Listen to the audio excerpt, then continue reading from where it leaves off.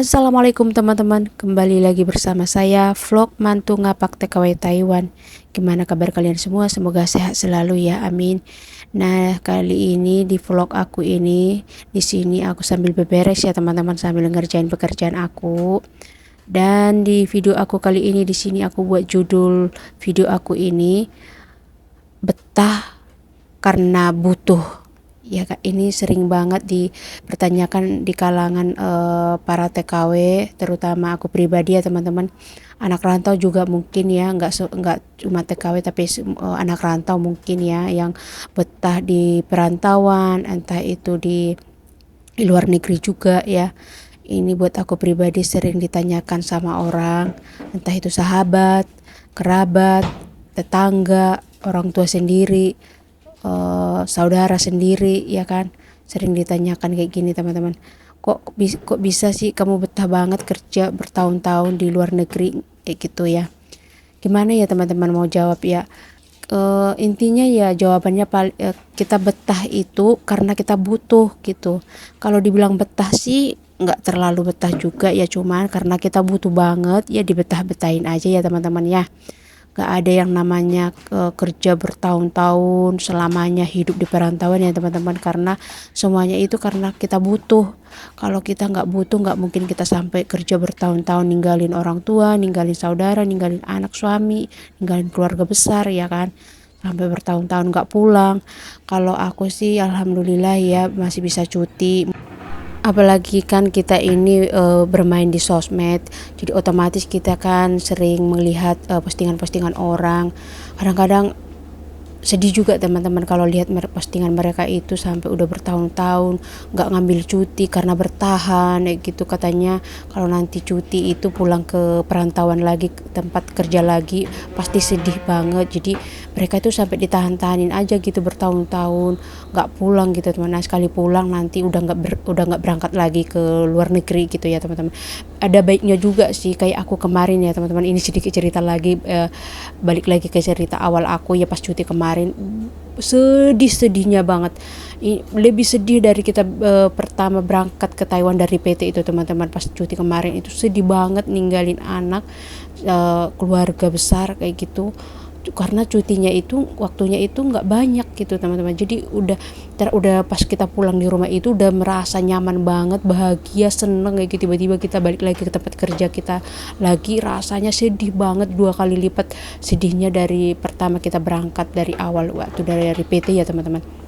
Nah, balik lagi ke pertanyaan tadi, betah karena butuh ya. Kalau dibilang itu tadi teman-teman, kalau dibilang betah ya nggak ada betahnya teman-teman. Apalagi sampai bertahun-tahun, itu sebetah-betahnya kita kerja di luar negeri itu nggak mungkin kita sampai hidup selamanya sampai tuanya di perantauan ya teman-teman. Pasti ujung-ujungnya kita balik lagi ke pangkuan keluarga, ke tempat kita dimana kita tinggal kayak gitu. Nah, itu dia ya teman-teman, kenapa alasan aku masih betah, masih bertahan sampai detik ini, sampai sekarang ini di Taiwan. Karena masih banyak kebutuhan kita, masih banyak impian kita yang belum kecapai ya teman-teman. Iya sih, rezeki itu udah ada yang ngatur, tapi kalau kita nggak nyari, nggak mungkin rezeki itu datang dengan sendirinya. Iya nggak sih teman-teman? Nah, intinya pokoknya kalau di perantauan itu buat aku pribadi sih ya, nggak selamanya juga kita tinggal di perantauan. Ada saatnya kok kita kumpul sama keluarga, pulang ke pangkuan keluarga kita, kumpul bersama keluarga dengan bahagia kayak gitu teman-teman. Jangan sampai ya, banyak banget teman-teman yang lainnya yang aku lihat ya teman, di masa mudanya mereka tuh udah kerja keras banget hidup di perantauan kayak gitu, jadi TKW, terus pulang nikah, punya anak, sampai udah punya cucu lagi, berangkat lagi. Itu yang paling sedih banget teman-teman aku lihat ya. Jangankan aku lihat, yang udah bercerita ke aku aja, sama temen TKW aja kayak gitu, kalau ditanya umurnya udah berapa, udah punya cucu, masih ninggalin cucu gitu teman-teman. Aduh, rasanya sedih banget. Kalau aku pribadi jangan sampai ya Allah aku kayak gitu gitu. Nggak apa-apa, hidup di masa mudanya aku capek kerja, harus kerja keras agak lama di perantauan, di rantau orang di luar negeri, tapi nanti di masa tuanya, apalagi anak aku udah ibaratnya udah nikah, udah mandiri, aku harus jangan sampai berangkat lagi. Kira-kira begitulah cerita aku kali ini ya teman-teman. Sambil aku beberes, nggak terasa kerjaan aku udah beres di sini. Aku sambil nyapu-nyapu ya teman-teman. Intinya siapapun kita, dimanapun kita kerja, terutama anak rantau ya, semoga kita diberikan kesehatan yang paling utama. Nanti pulang jadi orang sukses ya teman-teman, amin. Karena semua orang pasti punya cita-cita besar jadi orang sukses dong. Makanya kita sampai bela-belain kerja, ninggalin keluarga, jauh dari keluarga ya kan teman-teman. Nggak, kerja keras itu boleh, tapi ada saatnya juga kita menikmati hasil kerja keras kita. Masa iya kita kerja bertahun-tahun, merasakan capek tapi tidak menikmati hasilnya. Nah mumpung kita masih muda, ayo kita kerja keras. Nanti di masa tua kita harus bisa menikmati hasilnya dengan bahagia, ya enggak sih? Nah, sangat terasa ya teman-teman, sambil aku bercerita panjang kali lebar, kalian mungkin juga udah bosan dengar aku bercerita ya teman-teman.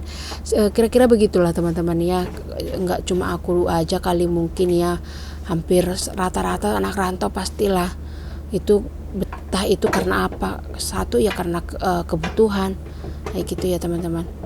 Nah, kira-kira aktivitas aku sampai di sini dulu ya teman-teman. Terima kasih udah mendengarkan cerita aku kali ini.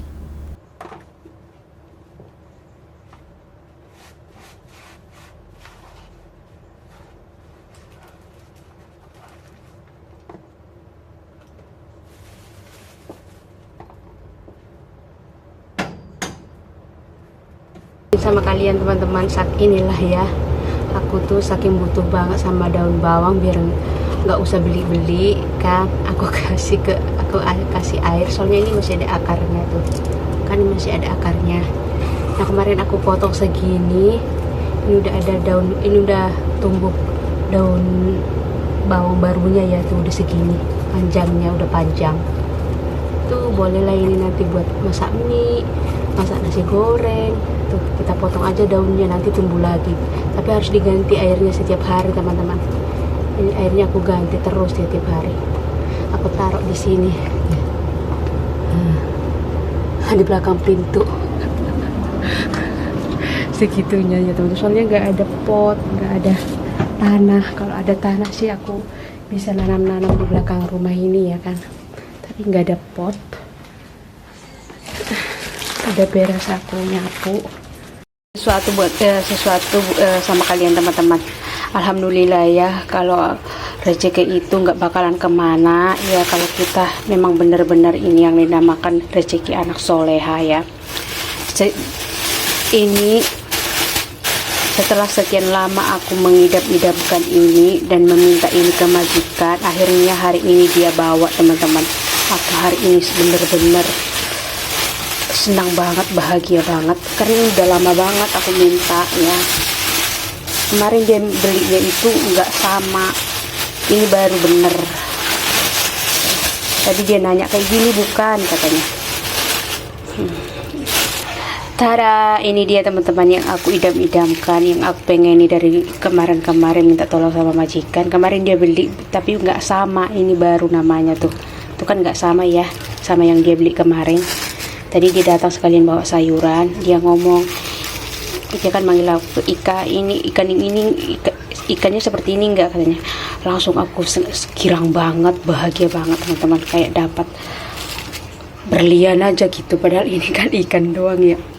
Tuh, ini katanya segini, dapat 4 ya, 1, 2, 3, 4, 150. Ini ukurannya boleh kalian lihat, ukurannya gede banget tuh, sejengkal lebih. Tuh aku panjangin ya tuh. Ini udah dibersihin, tinggal aku masukin aja nanti ke freezer ya. Katanya kalau mau ngasih nenek hati-hati durinya. Iya, aku bilang kalau nggak usah kasih nenek, pakai ikan salmon aja katanya. Oke aja Maya, tetap aja nanti aku kasih, tapi hati-hati durinya. Akhirnya keturutan juga, masya Allah, alhamdulillah. Tuh, minta tolong sama majikan karena dia yang sering ke pasar, kalau aku nggak tahu pasarnya. Tuh, ini 150 dapat 4. 1, 2, 3, gede-gede banget nih. Tuh, 2 jengkal aku. Ini aku makan tohua. Kalau bahasa bahasa sini, bahasa Taiwannya tohua ya. Ini majikan aku beli sewadah ini. Ini tiap hari nenek aku makan.